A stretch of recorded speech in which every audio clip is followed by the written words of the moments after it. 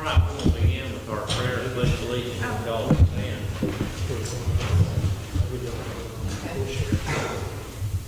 Dear Lord, thanks for a beautiful day and another cooler than normal day in the summer. It's great to be able to enjoy this kind of weather in the middle of the summer. We just lift up this time, give this meeting over to you, ask that you would guide and direct us, grant us wisdom and knowledge on this subject, and make the best decisions on behalf of this county. We just thank you for your presence here. And, again, bless each person in this room, the job that they do, and the people that they represent. In Jesus' name, we pray, amen. I pledge allegiance to the flag of the United States of America and to the republic for which it stands, one nation, under God, indivisible, with liberty and justice for all. Today is July the 24th, 2014, and we are having a special meeting of the Commissioners Court. The purpose of today's meeting is a workshop to discuss our Titus County and retirement system. And our guest speaker today is Roxane, Bita, and I'm going to turn it over to you, I think, without further delay. Thank you, Judge. Good morning. Good morning. I have a presentation on the right side of your folder. I just want to trim it down some since we've been doing these meetings regularly and I think I don't want to bore you. So some of this is going to be just a refresher. Some of these you'll just see the new numbers from last year when we met. So just to reiterate the main differences between TCDRS and a lot of the other retirement systems in the state of Texas as well as nationwide. We are a savings-based benefit, and what that means is that both employees and employers are saving in advance for the benefit that the employer has promised its employees. We have responsible plan funding. One of the key differences between TCDRS and other retirement systems is that in our system, you're required to pay the minimum rate that we send you every single year. So that rate gets recalculated or looked at every single year, and it changes a little bit higher, a little bit lower from year to year. We do that to make sure you don't overpay or underpay for the benefits you promised your employees. There are many, many systems in Texas and or many nationwide that do not require for their employers to pay that required rate. And then the gap between what's owed and what's available to pay for the benefits becomes bigger and bigger to where they get into trouble and you see on the news. You have flexibility and local control. Every single year you get documents from TCDRS letting you know what the cost is for the following year. You can maintain the same benefits or you can change them. So we'll look at that. I am on slide number 3. It starts with Benefits Texas. So for the year 2013, we paid out $971 million in benefits to retirees or their beneficiaries. Now this is statewide? Statewide, yes, to all of our retirees. And you see at the bottom of that slide here in Titus County, we paid almost $1 million, $984,899. And so we've been doing, several years ago, we started doing an economic impact study to see how this money flowed through. We found that about 96% of the money that we pay to our retirees and their beneficiaries remain in the communities in the state of Texas, or in the communities where they work for so many years. So if that's true here in Titus County as well, then 96% of that, close to $1 million, basically remain here in this area. The following slide, set up for success. Just to a refresher, we were created in 1967 by Texas legislature. Now this county joined us in 1995. So that's not very typical. Usually most counties join us 68, 70s. So this county definitely joined us a little bit later on. No, we didn't join you in 1990. I don't think so. No, we didn't do it. Way when I came here in 91. Let me do something. Unless my first page? Yeah, this is page 2 of 2. Maybe 65%, I 70. think 75 maybe when they did that. You guys joined us 1972, March 1972. Wait till I was going to say, wow, it's young in our system. Okay, so that's about 5 years or so. We opened our doors 68, so that's about 4 years later. We're managed independently by a 9-member board of trustees who are appointed by the Texas governor with the approval of the Texas Senate. We're not part of the state of Texas. We do not receive money from the state of Texas. That money that comes into TCDRS comes in from employee deposits, employer contributions, and investment return. As of the end of December 2013, we managed approximately $23.1 billion in assets, and this puts us as one of the largest 50 public retirement systems in the nation. The reason plans like TCDRS are efficient, or the reasons, are listed on slide number 5. We have professional investment management, which shows that when you have professional investment management in comparison to an individual that has his or her own retirement account, a professional manager will yield about 2% higher returns per year than an individual saving for their own retirement. So you can think about it over a long period of time, over the career of an employee, that is significant higher balance at the end for retirement. Optimally balanced portfolio. One challenge an individual has in saving for retirement is as they get closer to retirement, they have to shift their allocation, their asset allocation, where they have their money put into a lot less riskier avenues to make sure the money's there next year when they retire. In our system, as people retire, we have constantly new members joining TCDRS, so we don't have to shift our asset allocation. We can maintain it optimally balanced. And also, the other challenge an individual has in saving for their own retirement is figuring out how long they're going to live in retirement. And they want to know that just to know how much money will I need. And then hopefully be able to save even a little bit above that in case they live longer than expected. When you take a large group of people, the way we have over 200,000 members that participate with TCDRS, it becomes pretty accurate on predicting life expectancy on a group basis, because you'll have some people living longer, some people living less, so it all outweighs each other in the long run. Now, to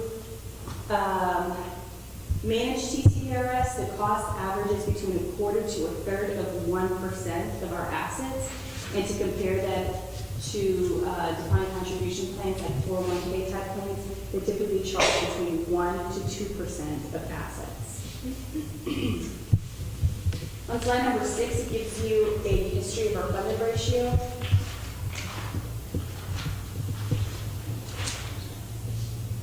So as we saw last year, we're still in the high 80s, getting closer to 90%. Now this is for all of our employers, TCDRS wide. So each district and county that participates with us has its own funded ratio. We have over 120 employers in our system that are over 100% funded because they choose to be that way. They take steps to become over 100% funded. But this is showing it to you as a whole. Experts recommend 80% and above is a healthy funded ratio. So you can see we've been at that level, if not way above that level, in this 10-year period that's shown on this graph. Now, to show a picture of how the retirement works, the next 2 slides, slides 7 and 8. I mentioned TCDRS is a savings-based plan. Every paycheck, a portion of your employee's paycheck goes into their individual account, so 7% is what you've selected for them. And this account earns interest every single year. At the point of retirement, in slide number 8, the way that someone's final benefit is calculated, it's based on their total account balance at retirement, so the deposits they put in plus the interest that's earned, that's an employee's account. Then the matching that you're providing at retirement, which option they choose, and their age. As far as options, at retirement, an employee gets to choose one of 7 options. Every single one of them will pay for the rest of their lives. They're different in whether or not they provide for a beneficiary, and if they do, how much they give that person. Can I stop you here, Yes. rather than, you may hit on this later on, but let's go back to that 7%. Employee accounts earn 7% annually. That's not the 7% that we have chosen as their deduction. Correct. It just happens they're both the same. But for an employee deposit rate, you can select for them 4, 5, 6, or 7. Those So are the you're- only choices. Those are the only choices for employees, so you're at the highest right now at 7%. That can be changed downward. Yes, Once you go down, can you come back up? Yes. There was one of these that wasn't adjustable up the and down. vesting and the eligibility requirements. Okay, will you cover that when we get to that point? So we have chosen to take the maximum 7% out of each employee. Yes. Okay, thank you. So speaking of which, the next slide, we're going to cover that. Your plan of benefits on slide number 9. So there's your employee deposit rate of 7, and like we just talked about, that can be 4, 5, 6, or 7. Everyone has to participate at the same level, so you can't have a group of employees putting in 6, someone else putting 7. You can lower this to 6, to 5, or to 4, and then you can increase it in future years. So this is a benefit that you can go up and down every single year.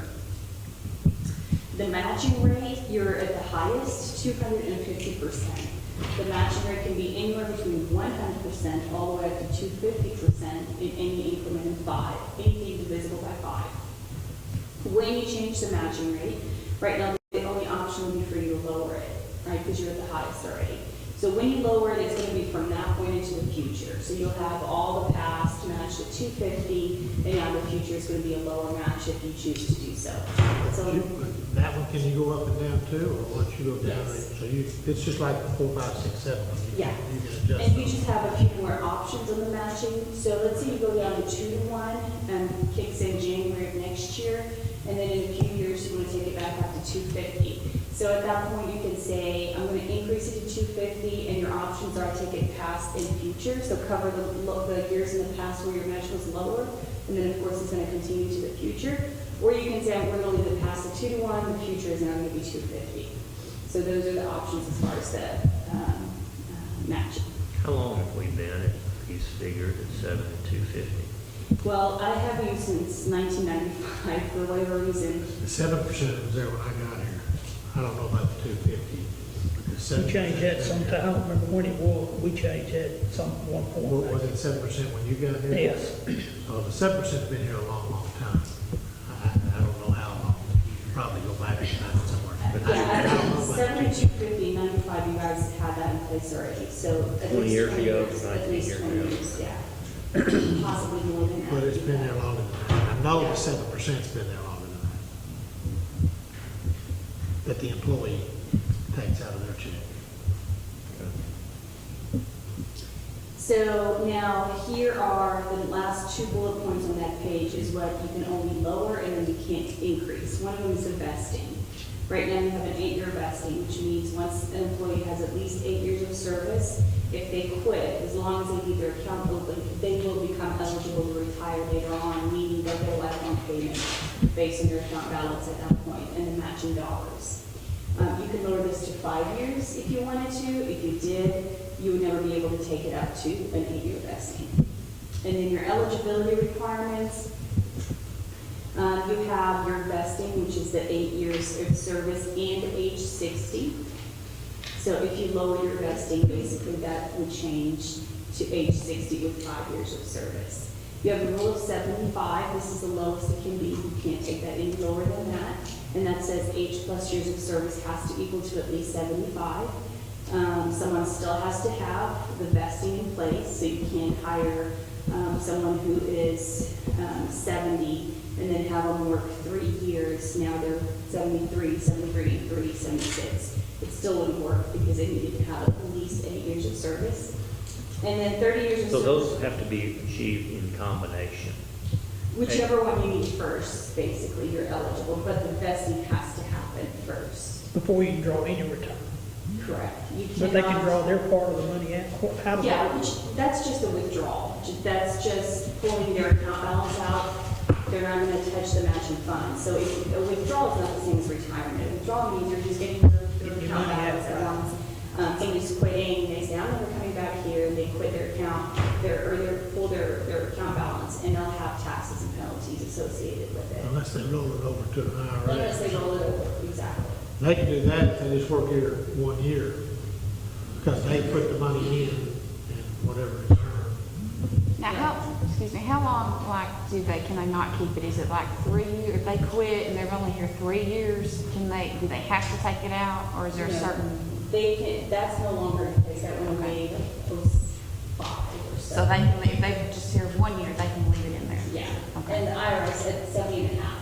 Okay. The age of 70 and a half is when the IRS makes them take it out because they don't tax it. But if they're not vested, they cannot get the county's portion of what's in there. They can leave their account open just to earn 7% interest, but they're not going to be receiving Okay. the matching But funds. that's fine, I was mixed up. Even if you've reached the rule of 75, say a young person that started here young, worked here a long time, they might hit the rule of 75, but if they're not 60, Well, no, if they hit, so those last 3 is whichever one you need first. This is the one that has to be met first. The vesting, somebody has to be vested. So somebody that only works here for 40 years. somebody started at age 52, in 8 years, they've met 8 years of service and they've hit 60, they could start drawing their Yes. retirement, both portions, both county Right. and their own. Right. Okay, they don't have to also meet rule of 75. No, it's whichever one they need first. And rule of 75 is going to apply to someone that has made a lot of years here. Like somebody who's 50, they have 25 years of service, 50, 25, 75. Okay. So the last one, 30 years of service at any age. This is one that can be lowered to 20 years of service at any age. Once you lower it, if you are to lower it, you can never go back up to 30 years of service at any age.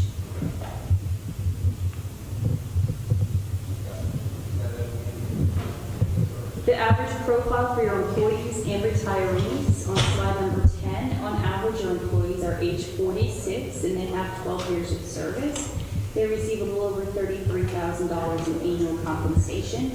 On average, your retirees are age 63 at retirement after 14 years of service, and their annual benefit on average is $13,600.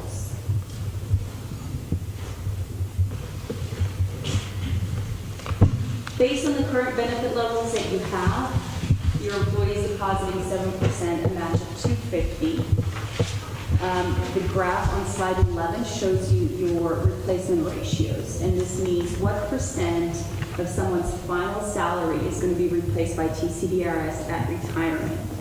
On the far left side, you see someone that's hired at 55, retired at 65. So with 10 years of service, they'll get 28% of their final salary replaced by TCDRS. On the far right side, someone hired at 35, retired at 65, so this is now a 30-year employee. They would get 110% replaced by TCDRS. So they would actually make more money in retirement than what they were making while working here. Now, if we use the retiree profile we just saw, meaning that your employees retire usually after 14 years of service, we're looking more at the second column from the left. Hired at 50, retired at 65. So that's about 15 years of service. So on average, your employees would get 45% of their salary replaced by TCDRS.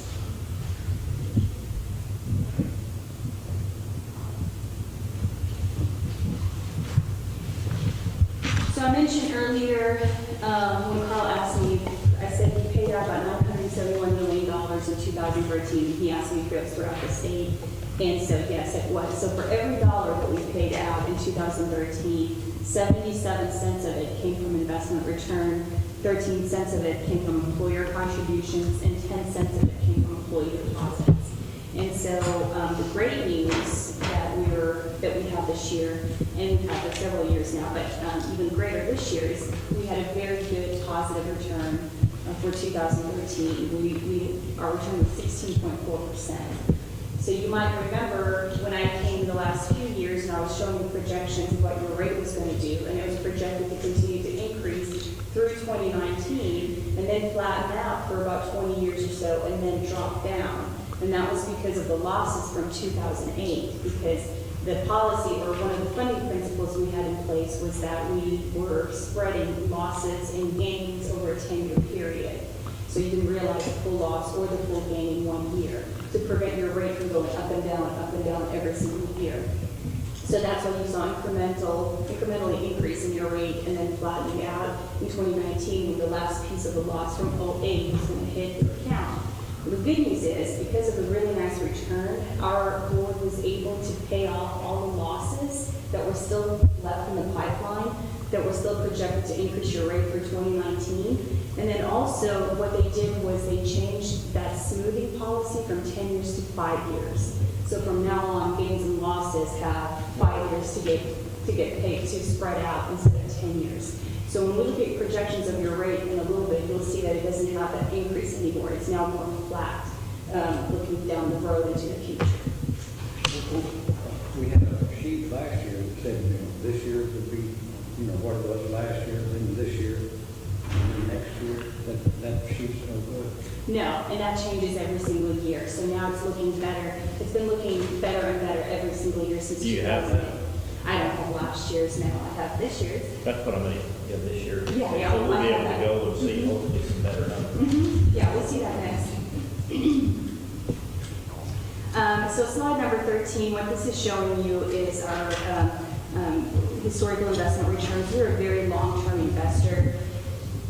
We don't invest like an individual from year to year. Our long-term goal, not annual, but long-term goal is 8% of investment return. You can see that our 30-year return is 9.5%. We have a very long investment horizon, 40, 50, 60 years plus. Slide number 14, this is a new slide that our director started using in his presentation. It's really neat because it shows you the annualized returns, and it breaks it down just so you can see the impact of that 1 year or those 2 years, 2008, 2009, which is the pink, and then everything prior to that, and then everything after that. So I just mentioned that our 30-year return is 9.5%. If you look prior to 2008, 24-year return is 10.7%, and we have negative 5.2 in that 2-year period, and then 9.8 from 2010 forward. So that's when you're looking at those returns on slide number 13, and you're seeing the 10-year and the 20-year that's a little bit lower. It's really the impact of those 2 years. As they fall off, the 3 and 5 years finally falling off, so you can see nicer or higher numbers as far as returns are concerned. But this is really neat because it just shows, breaks it down into those segments. Slides to continue on, the next few slides still look at investments and performance. We have, we said, measure our performance by comparing our portfolio against asset benchmarks, industry set benchmarks. We have outperformed every benchmark for the 1 year, 5, 10, 20, and 30 year. So the benchmark returns are in the gold or brown, whatever color that is. And then our returns are actually in the blue. So this is something that our board of trustees reviews on a quarterly basis.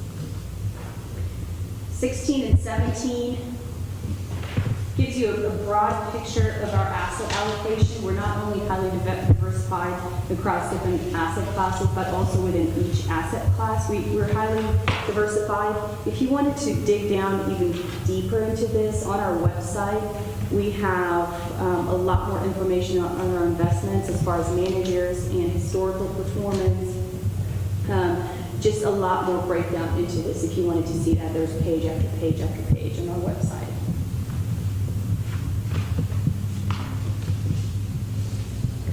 Slide number 18, your contribution rate that you receive from TCDRS on an annual basis. The way it's determined is our actuaries look at your plan every single year. They study your workforce, so the actual people that work here, and they estimate the benefits you'll pay into the future by looking at the benefit levels that you've selected. They take the value of future benefits and bring it in today's dollar, compare your assets with the estimated cost of your plan, and then they determine a rate. They adjust the rate if it needs to be adjusted a little bit higher or a little bit lower, just to make sure you don't overpay or underpay for the benefits that you've promised. For 2015, your contribution rate is 11.18% of your payroll. Currently, you're paying 11.17, so it's gone up 0.01. This contribution rate that you're paying is doing two things. investing for your current employees' future benefits, so it's saving in advance for these benefits that you promised them, the $250 match at retirement, and then paying down any unfunded liabilities that your plan has within a 20-year period. So just by sending that percentage of your payroll every single month, every single year, you're paying down your unfunded liabilities.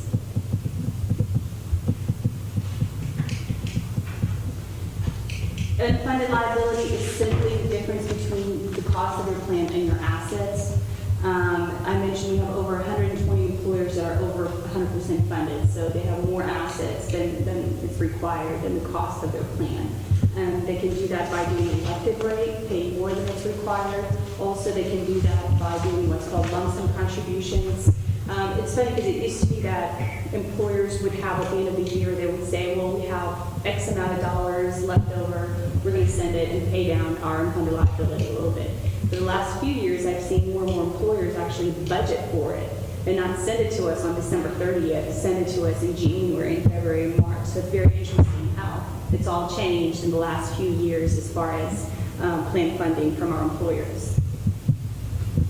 Here's why your rates change on slide number 21. So currently you're paying 11.17%.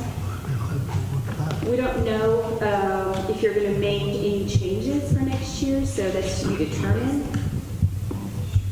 So you can see that you had a slight under demographic and other changes.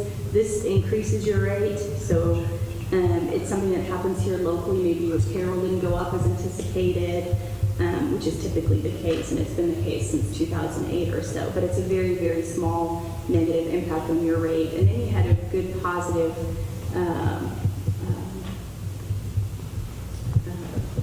experience from assumptions/methods. You're only going to see a number on that line every 4 years.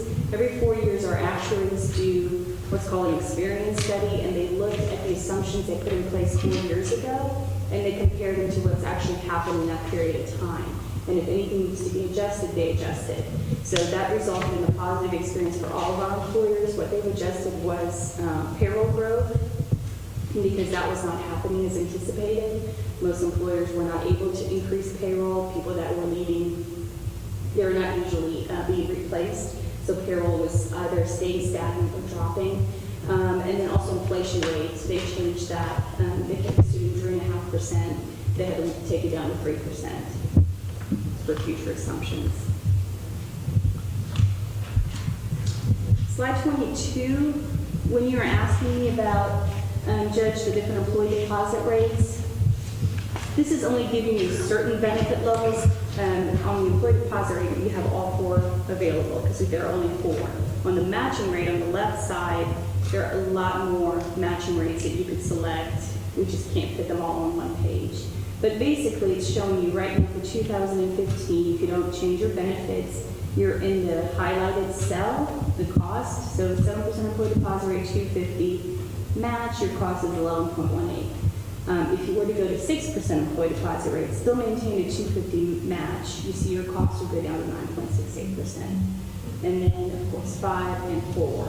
Or if we stayed at 7% employee deposit rate, took down your match to 2 to 1, for example, your cost will go down to 9.18%. If you wanted to see different matching ratios that are not listed here, like 240 or 190, I have my iPad and you can run those right now if you're interested in doing that. So the last thing I wanted to show you are those projections, and now they look a little different. I think they're easier to look at. So the additional insert in that folder, it's only showing you the current plan. I didn't know if you wanted to make any changes. If you do, I can run one that's going to have the current plan and a side by side with the new plan that you want to look at. So we've already looked at the top part of it. Top part of this as far as your benefit levels, your eligibility requirements. Under retirement plan funding, third line down, you see your required rate for next year is 11.18%. Just in case you're wondering, that elected rate underneath it of 8%, at one point you guys had county had an elected rate, so it was paying more than was required, 8%. And so once the required rate started getting above 8%, you no longer have the option to pay 8%. Because in our system, you have to pay the required rate. So if your elected rate is below that, we won't let you pay something less than what's required.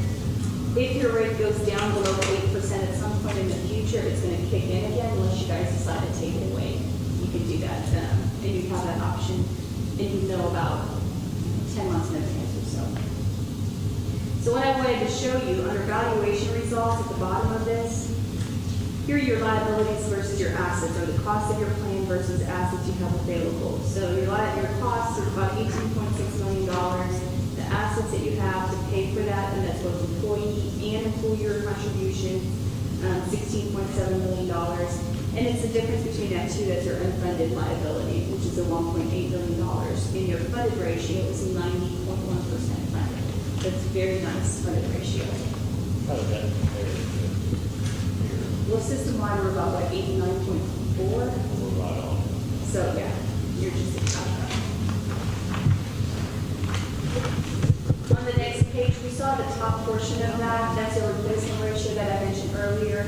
And by looking at the profile of your retirees, I said that more than likely, we're looking at the second column from the left as far as 45% being a replacement ratio here at the county. Somebody retires after 14 years of service.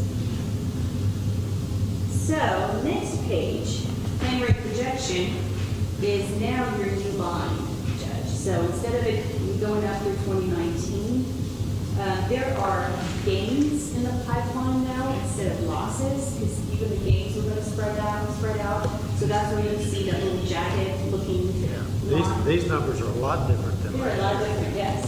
They're a lot different. They got as high as 14-15%, didn't they? Yeah. Yeah, so now you're seeing, and the actual numbers associated with the graph is below it. So you see that there's 2015, 11.18, and then it drops down to 11%. It stays in the 10% range. And now the biggest part of your funded liability gets paid between 2029 and 2030, where it drops down to about 8%. And then if you wanted to see your assets versus your liabilities, because we saw the one snapshot on the first page that just gave you 1 year, but if you wanted to see your funded ratio, what it's projected to do over the next 30, 25 years? 20 years. 15 years, up to 20 years. Well, it's got 13 through 33, so that's 20 years worth there. So right now, you're at that 90.1%. As you're sending in the contribution rate, you're paying down your unfunded liability, and you see your plan becomes 100%. Remember when I told you, well, no, because you guys don't keep it below 8%. Never mind. 2029 is when your plan becomes 100% funded. But now, everybody does need to remember, these are assumptions, and you could have some losses in some years, or you could have some better returns in some years. Right. But just looking at what it compared, what she gave us last year and this year tells you how much it can change. Because those numbers were 14, 15%, and now they're not. And that was even better scenario than right after 2008. Yeah. They didn't gradually getting better. What did they learn from all that? 07, 8, 9, 08, 09. yeah, how are they going to prevent that kind of dip, that kind of Well, that sharp? You know, that's not something we can prevent because it was worldwide. I think everything we had in place helped us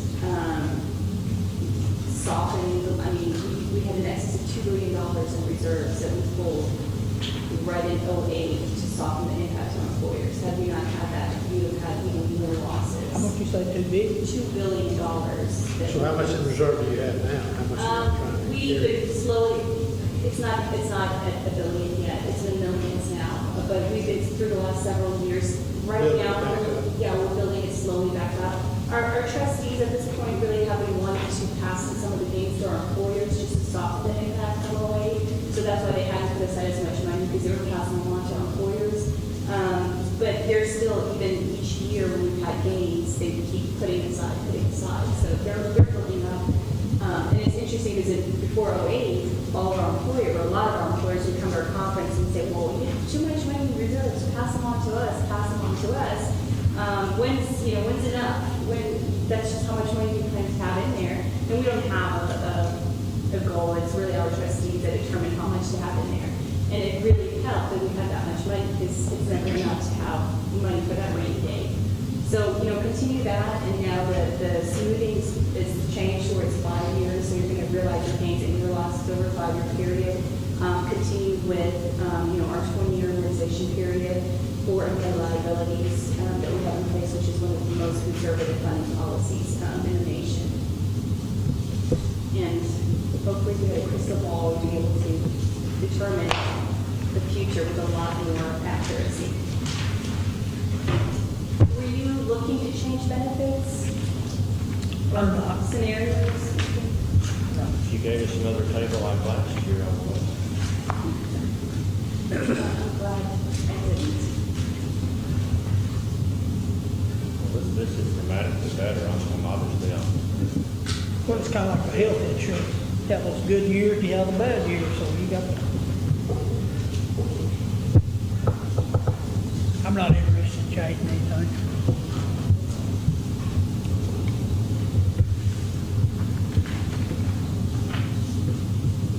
Well, you have until December 15th if you want to do anything. Till when? September 15th? December. And this year, first year, starting out, that we no longer need an authorization if you do not make changes. So the only time we need something is if you're going to make a change. And we'll get that out within next month. But if you're maintaining, We stay where we're at, we don't even have to let you know that. that's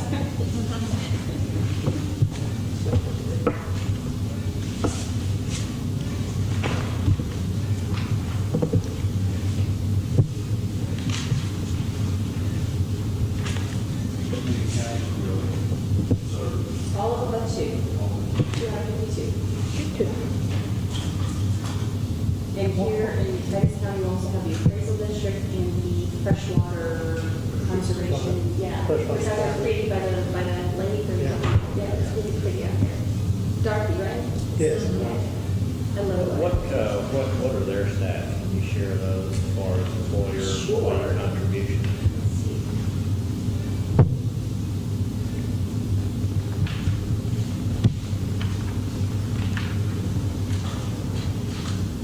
That's the freshwater district. That what you asked for? Yeah, And the appraisal district. appraisal district. Appraisal district. I want to ask her about some other tier counties. I'm curious what they do.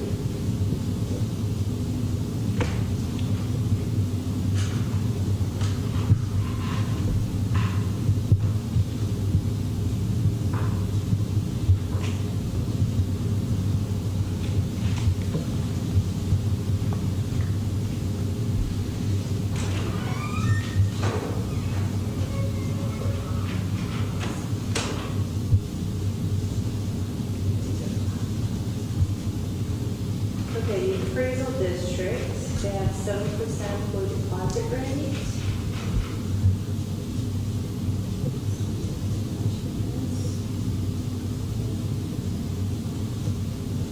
They have a 1-to-1 match or 100% match. One, the very low one. Yes. And that's who? That's appraisal district.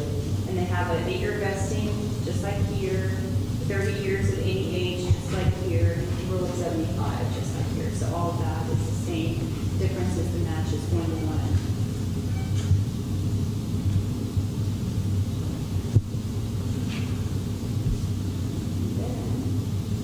Water district.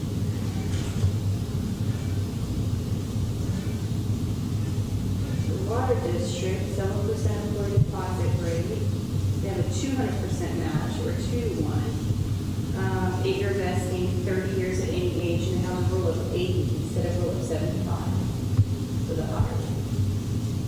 Do you have any stats that would indicate how we compare with those other 251 counties?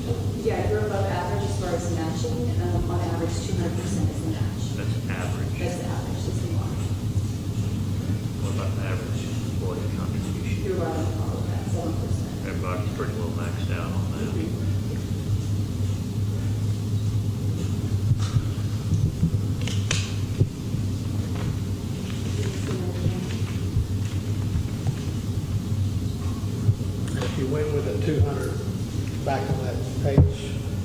the other, if you went with the 200 instead of the 250, your contribution budget would be 9.18 instead of 11.18. That's our, Does it change if you have a lot of retirees or not any or lesser or? it's not going to apply to retirees. When somebody retires, the matching rate doesn't impact them anymore. So it's just for employees. I think what I was asking is if you have a lot of retirees, does it affect your rate?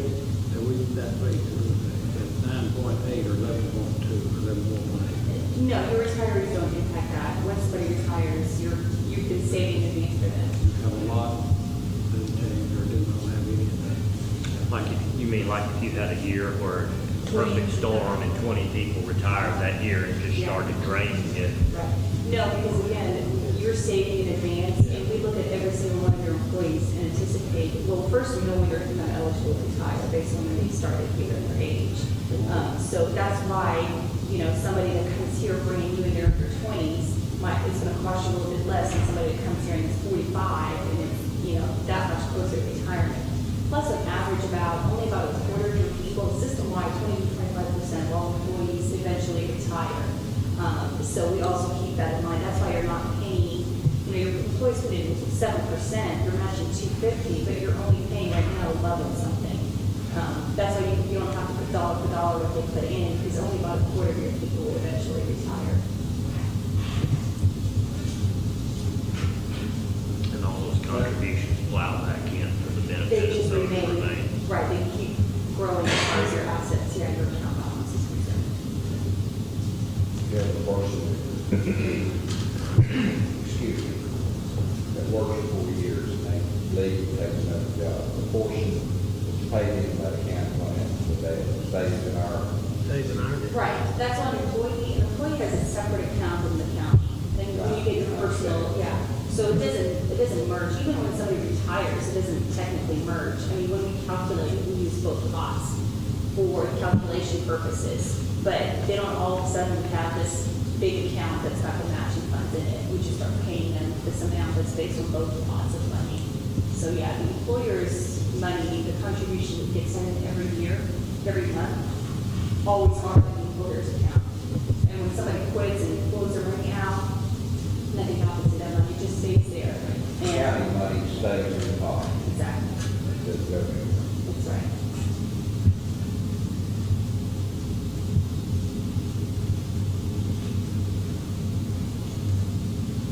Questions? Or about something before that. Is that something that needs to come for public, court action? And it's a court action in here today? Call me. Well, this is Yeah, a but workshop. there's no You can't take action item. You could, And what's called? The workshop. it's just a workshop, you can't take action. There's no action items. You don't vote on anything in here today. Well, it seems to me then it ought to be on an agenda item, so that you can vote to make a change or no changes. That's fine.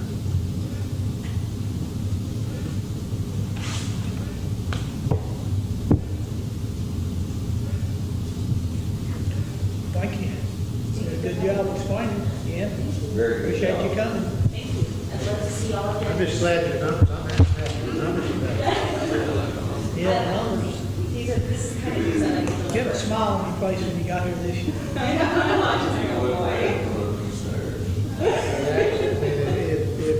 If this year is just an average year, and next year, our rate will go down from 11.18 to 10.96 automatically. Hopefully, we don't have to have another 16% year to do that, though. No, those numbers That's are all based smooth. on us making the 8% long term. What if we have a better year? And it'll go down some more. Really pay off big. It'll Then go those down. will drop down even more. Which is really what we've been seeing since after 09. If we had them all side by side, you'd see that since 09, every single year they've dropped down. Those projections, those numbers. They should be doing that. He's the optimist. I regularly, in this job, I just can't be.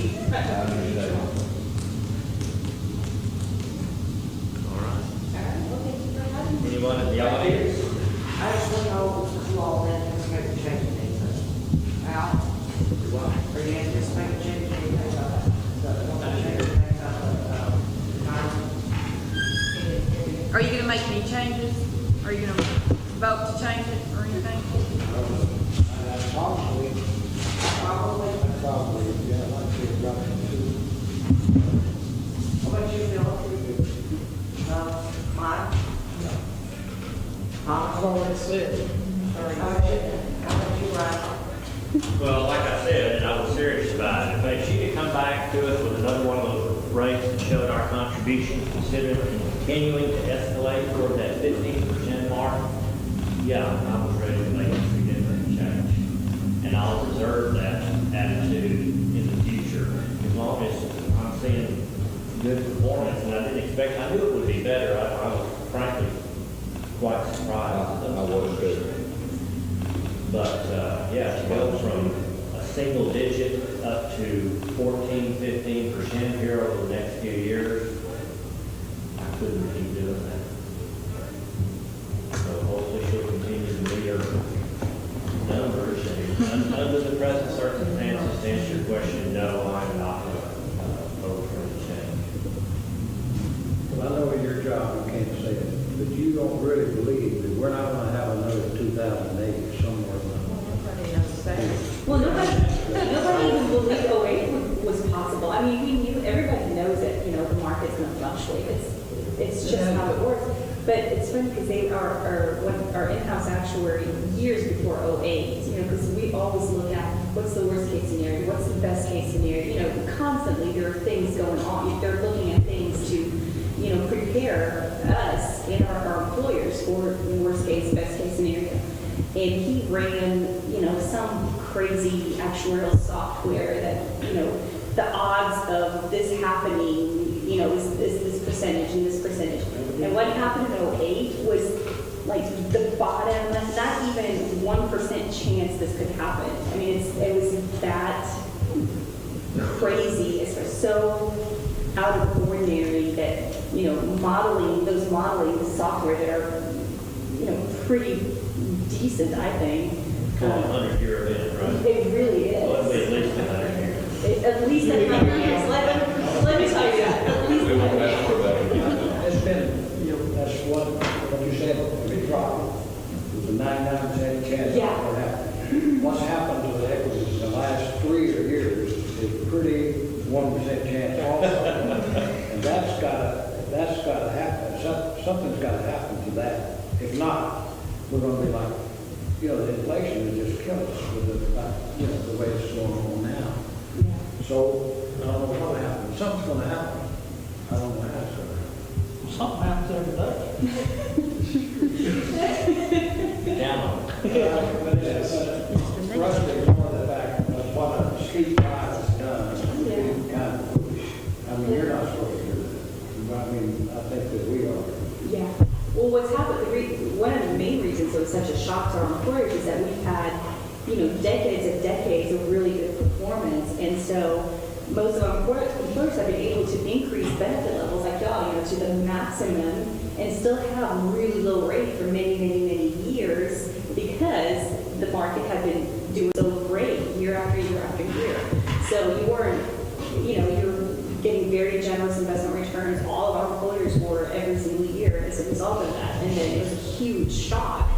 One, because it didn't just hit you from TCDRS, it hit you from every single side at the county level. But then also you were used to having a certain rate, and then all of a sudden it started climbing after many years of staying pretty flat. So yeah, it's Well, what I learned from you today, and I don't know why I didn't get that last year, was that matching rate can fluctuate. We're maxed out now, but it can go down. Absolutely. And so to expand on my answer, what I had thought about being prepared to do this year was to determine we're going to hold the line at county contribution. I'm not talking about that 250%, but I'm talking about that in the case here, that 10.18 was 11.18%. Decide, you know what, we're not going to let ourselves get into these years with 13, 14, 15%. So we're going to back that 250 match back off. And I didn't know you could go with 5% increments. So rather than coming in and just hitting, just walloping this plan from 250 match down to 150, possibly backing it off in 25-point increments We can even go in 5-point increments and making annual adjustments each year so that everybody, you know, our match follows the performance of their returns, so that we don't ever allow ourselves to get to where we're looking at 10 years worth of double-digit contributions by the county. Does that make sense? Let's put it another way. We're taking this about 802, 8% is our bottom, if we get everything funded. But that's about 5 years ago. Well, I don't know if that's their bottom, that's your bottom. This is where it's gonna go. And that's about that's not next year, that's about 4 years from now, I believe. Before it does that, and between now and then, I don't know, you know, that's the reason that I wouldn't, I'd like to see it reduced a little bit, because of that, until we get to that point. And it's not a lot different between 11.17 and 11.18, or Right. 11. Just that, probably just a whole percent, 9.68, go to 200%. Well, I would compare this year, if I recall, it was 12 at least, mine was 13. Yeah, I probably got it in there in my office somewhere, but yeah, it was supposed to go up. Yeah, 12, well, I may have it there, but it was not a pretty sight. And for several years. Yeah.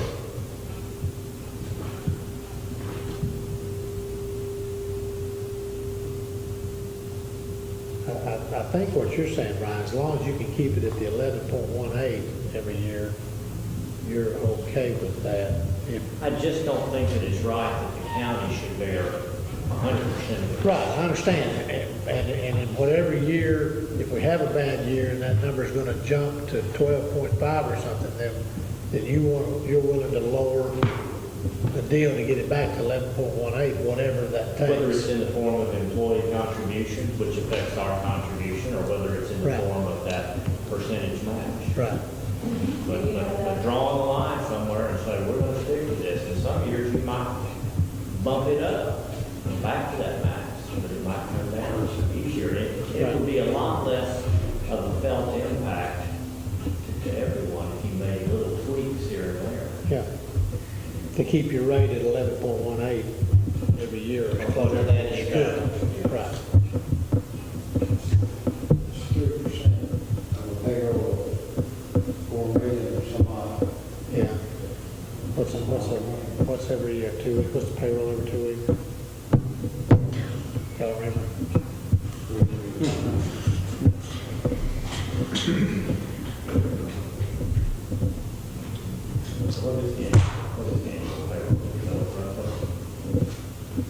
Y'all remember what one payroll is? About 136,000. You're talking about just like in gross? Yeah, And that gross Gross for is one like payroll. 170 something. Okay, so 170 times 26. How much is it? 170 times 26? It's the last one.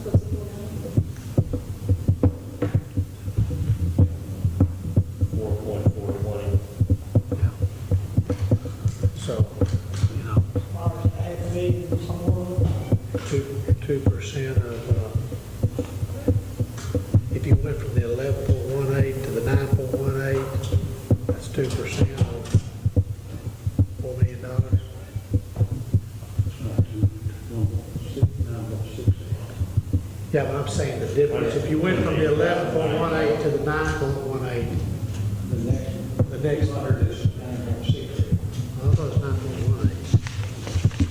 Maybe it is 9.18. Commissioner, you're thinking it was 6%. 90,000, about 90,000. So, yeah. About 90,000.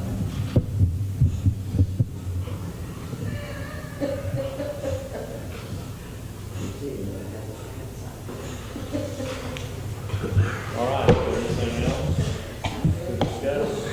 I'll make a motion to adjourn. Second by Commissioner Hockaday, second by Commissioner Fields. Do you have anything else? All in favor? Say aye. Aye. All right.